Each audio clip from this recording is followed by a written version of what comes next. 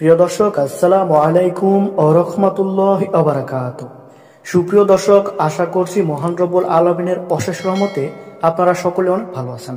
তো দর্শক, একদিনই বোন আমাদের মাঝে প্রশ্ন করেছে এবং উনি জানতে চেয়েছে যে মুহতারাম শায়েখ, আমি শুনেছি যে 3 কারণে মেয়েরা জিনা করলেও কোনো গুনাহ হবে না, এই কথাটা কি আসলেই সঠিক? কোরআন হাদিস দ্বারা কি এটা প্রমাণিত? যদি আমাকে এই বিষয়ে বিস্তারিত জানাতেন তাহলে অনেক উপকার হতো।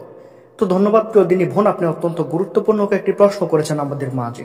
আমরা ইনশাআল্লাহ আপনার প্রশ্নটি যথার্থ উত্তর দেব, তাই ভিডিওটি না টেনে সম্পূর্ণ দেখার অনুরোধ রইল। তো প্রিয় দিনী বোন, আপনি জানতে চেয়েছেন যে 3 কারণে মেয়েরা জিনা করতে পারবে, এতে নাকি কোনো পাপ হবে না।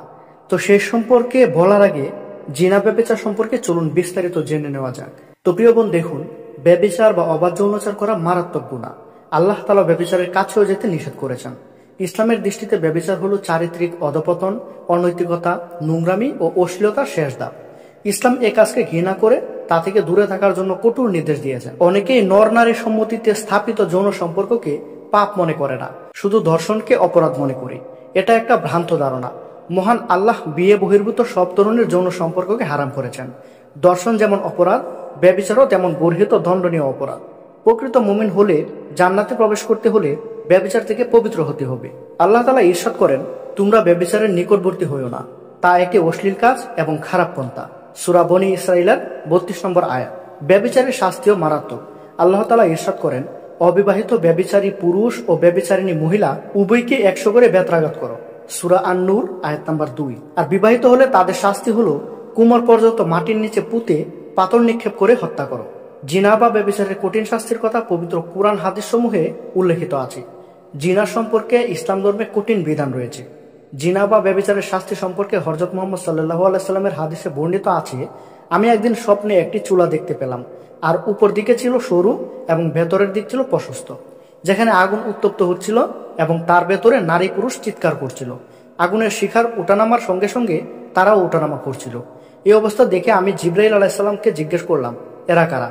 জিবরাইল আলাইহিস সালাম তখন উত্তর দিল, এরা হলো অবৈধ জিনাকারী নারী ও পুরুষ। সহিহ আল বুখারী।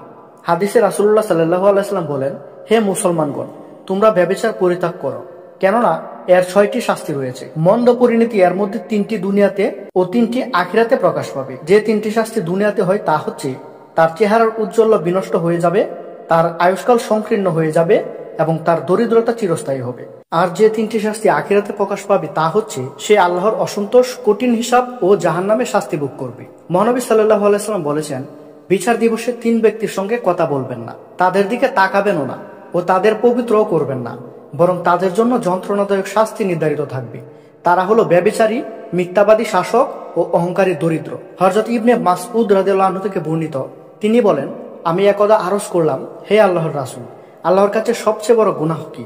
তিনি প্রশ্নোত্তরে বলেন, আল্লাহর সঙ্গে শিরক করা, অথচ তিনি প্রত্যেক প্রাণীর স্রষ্টা। তো প্রিয় প্রশ্নকারী দিনী বোন, আপনি যেটি জানতে চেয়েছেন যে একজন মেয়ে 3 কারণে জিনা করলেও কোনো গুনাহ হবে না, এই কথাটি অত্যন্ত ভ্রান্ত এবং কুসংস্কারজনক কথা। আসলে একজন নারী এবং পুরুষ তারা তাদের হালালকৃত স্বামী এবং স্ত্রী ছাড়া অন্য কারোর সাথে যৌন চাহিদা মেটাতে পারবে না।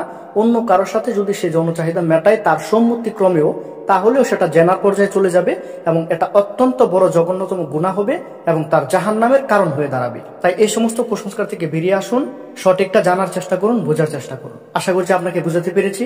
ভিডিওটি ভালো লাগলে অবশ্যই একটি লাইক করবেন, আমাদের চ্যানেলে নতুন হয়ে থাকলে অবশ্যই সাবস্ক্রাইব করবেন। আসসালামু আলাইকুম, আল্লাহ হাফেজ।